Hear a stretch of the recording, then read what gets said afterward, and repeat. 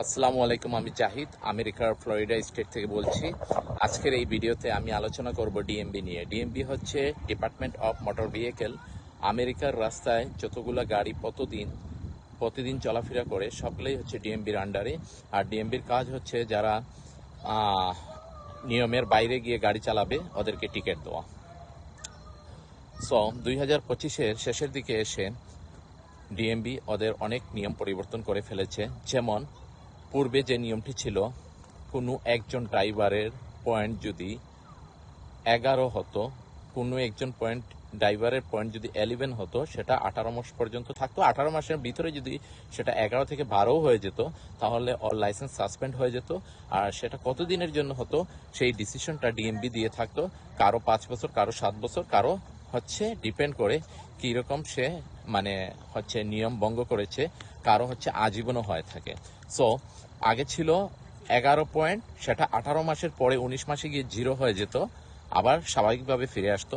আর এখন ওরা যে নিয়মটি করেছে, নতুন নিয়ম, সেটা হচ্ছে 10 পয়েন্ট, এবং সেটা হচ্ছে 2 বছর, 2 ইয়ার্স, 24 মাস, আগের থেকে 6 মাস বেশি।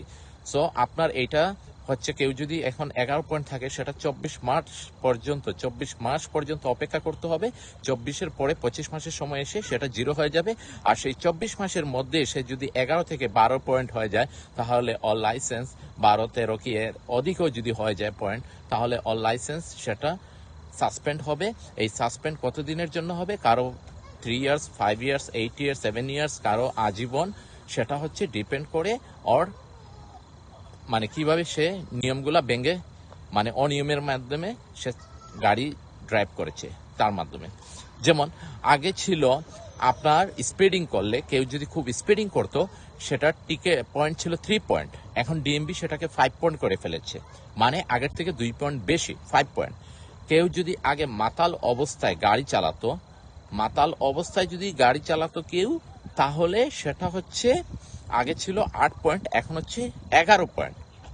চিন্তা করে দেখেন, ওই যে 11 পয়েন্ট, পুরো 11 পয়েন্ট চলে আসতেছে। এরপরেও যদি কেউ ওই 24 মাসের মধ্যে আরো টিকিট পেয়ে থাকে, তাহলে লাইসেন্স সাসপেন্ড হয়ে যাবে।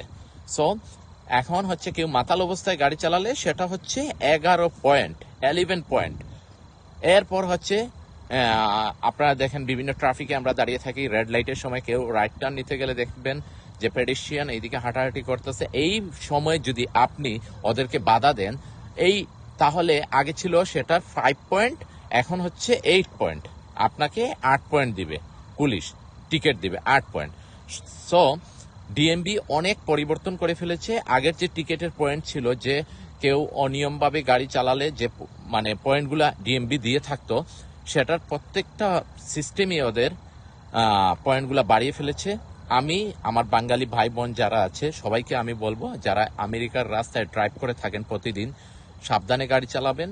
আর দয়া করে আপনারা কোনো অনিয়মের মাধ্যমে যাবেন না। আপনাদের ড্রাইভটা যেন সেফ হয়, আর আপনার গন্তব্য স্থান যেন নিরাপদ হয়, সেই দোয়াই করব। আর দয়া করে আপনারা আজকের আমার এই ভিডিও দেখার পর আমার ভিডিওতে লাইক, শেয়ার, কমেন্টস করে থাকবেন। সবাই ভালো থাকবেন। আসসালামু আলাইকুম।